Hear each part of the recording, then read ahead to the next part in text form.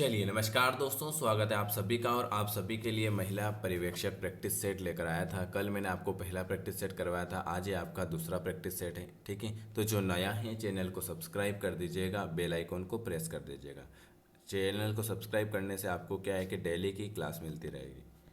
और हमसे जुड़ना चाहते हैं तो इस नंबर पर व्हाट्सअप कर दीजिएगा कि सर हमें महिला सुपरवाइज़र क्लास में जुड़ना है। 975374899986। चलिए, कल मैंने आपको यहाँ से कितने 20 क्वेश्चन करवाए थे। अब हम करेंगे इससे आगे वाले क्वेश्चन। तो जो नया है चैनल को जरूर सब्सक्राइब करें, बेल आइकॉन जरूर प्रेस करें। और हमसे जुड़ना चाहते हैं तो दिए हुए नंबर पर जुड़ सकते हैं। चलिए, 21 नंबर का क्वेश्चन है आपके सामने। कितने आंगनवाड़ी कार्यकर्ताओं के लिए एक आंगनवाड़ी पर्यवेक्षक की नियुक्ति होती है? क्या लिखा हुआ है? कितने आंगनवाड़ी कार्यकर्ताओं के लिए एक आंगनवाड़ी पर्यवेक्षक की नियुक्ति होती है। और ये क्वेश्चन जितने भी हैं ये महिला सुपरवाइजर में बार बार पूछे हुए क्वेश्चन। 15, 20, 25 या 30। तो इसका जो सही जवाब आ जाएगा 25। 25 कितने जनों की आवश्यकता होती है? 25 जनों की आवश्यकता होती है। ऑप्शन आपका सी वाला आ जाएगा।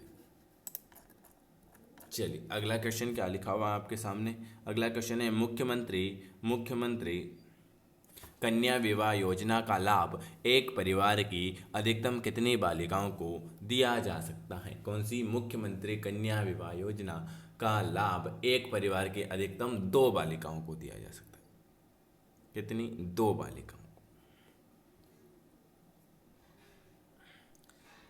अगला क्वेश्चन, यदि किसी स्त्री की मृत्यु 7 वर्ष पूर्व अप्राकृतिक कारण से हो जाती है, उसके दहेज का हस्तांतरण किसे दिया जाएगा? माता पिता, संस्था, संतान या इनमें से कोई भी नहीं। यदि किसी स्त्री की मृत्यु 7 वर्ष पूर्व किसी कारणवश हो जाती है तो उसका जो दहेज का हस्तांतरण जो है उसकी संतान को दिया जाता है। किसको दिया जाता है? उसकी संतान को दिया जाता है। अगला क्वेश्चन, किशोर न्याय अधिनियम, वेरी आईएमपी क्वेश्चन।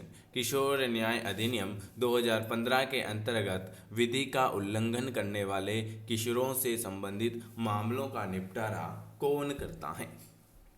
किशोर न्याय अधिनियम 2015 के अंतर्गत विधि का उल्लंघन करने वाले किशोरों से संबंधित मामलों का निपटारा कौन करता है? वेरी वेरी, जे बोल्ड। कौन करेगा? जे बोल्ड।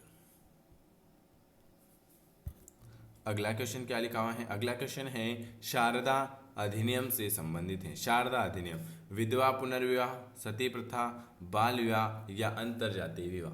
शारदा अधिनियम, ये तो कितनी बार पूछा हुआ है। शारदा अधिनियम जो है वो बाल विवाह से संबंधित है। किससे? शारदा अधिनियम जो है वो आपके बाल विवाह से संबंधित है। किस आयु वर्ग के बच्चों की लंबाई को इन्फेंटोमीटर के द्वारा मापा जाता है? किस आयु वर्ग के बच्चों की लंबाई को इन्फेंटोमीटर के द्वारा नापा जा सकता है? Very very good. 0 से 2 वर्ष का बच्चा। 0 से 2 वर्ष का बच्चा।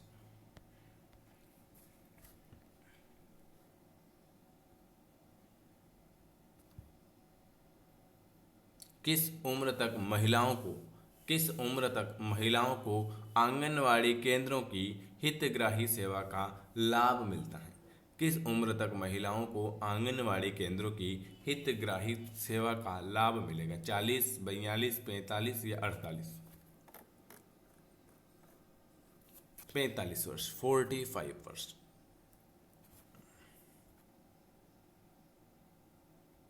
किसी भी प्रकार की हिंसा से पीड़ित महिलाओं को अस्थायी रूप से कहाँ संरक्षण दिया जाएगा? किसी भी प्रकार की हिंसा से पीड़ित महिलाओं को अस्थायी रूप से कहाँ पर संरक्षण दिया जाएगा? तो आप सभी को पता होना चाहिए कि वन स्टॉप सेंटर। कौन सा? One stop centre. चलिए, अगला क्वेश्चन क्या लिखा हुआ है आपके सामने। अगला क्वेश्चन लिखा हुआ है सामान्य रूप से 9 महीने की गर्भावस्था में गर्भवती महिला का वजन कितना होना चाहिए? कितना बढ़ना चाहिए?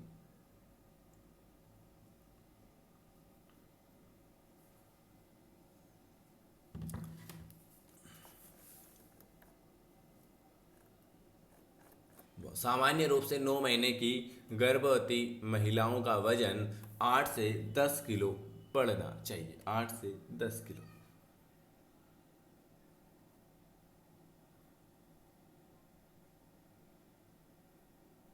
आंगनवाड़ी कार्यकर्ताओं में आंगनवाड़ी कार्यकर्ता के अनुपस्थिति पर उसके समस्त कर्तव्यों और दायित्वों का निर्वहन कौन करेगा? आंगनवाड़ी कार्यकर्ताओं के अनुपस्थिति पर उनके समस्त कर्तव्य और दायित्वों का निर्वहन कौन करेगा? आंगनवाड़ी सहायिका। कौन करेगी? आंगनवाड़ी सहायिका। चलिए अगला क्वेश्चन क्या लिखा हुआ है आपके सामने? अगला क्वेश्चन लिखा हुआ है किशोरी बालिकाओं के वजन और हीमोग्लोबिन का स्तर। किशोरी बालिकाओं के वजन और हीमोग्लोबिन का स्तर पता करते हेतु आंगनवाड़ी केंद्रों में आयोजित कार्यक्रम जो है वो कौन सा है? किशोरी बालिकाओं के वजन और हीमोग्लोबिन का स्तर पता करने हेतु आंगनवाड़ी केंद्रों में आयोजित कार्यक्रम जो है वो कौन सा है? वो है वजन त्योहार। कौन सा है आपका? वजन त्योहार। बहुत अच्छे अच्छे क्वेश्चन है जो बार बार रिपीट हो रहे हैं। किस माह को ये क्वेश्चन याद रखना, किस माह को जननी सुरक्षा माह के रूप में मनाया जाता है? मार्च, अप्रैल, जुलाई। तो अप्रैल को जननी सुरक्षा योजना के रूप में।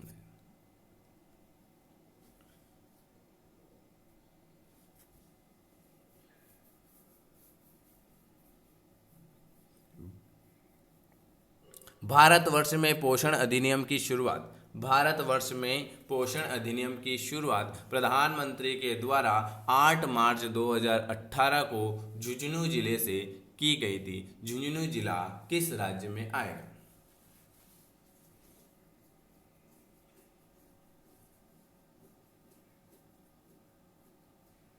Very very good. झुंझुनू जिला वो आएगा आपके राजस्थान में। कहाँ पर आएगा? भारतवर्ष में पोषण अधिनियम की शुरुआत प्रधानमंत्री के द्वारा 8 मार्च 2018 को झुंझुनू जिले से की गई थी। झुंझुनू जिला जो आता है वो आपके राजस्थान में आएगा।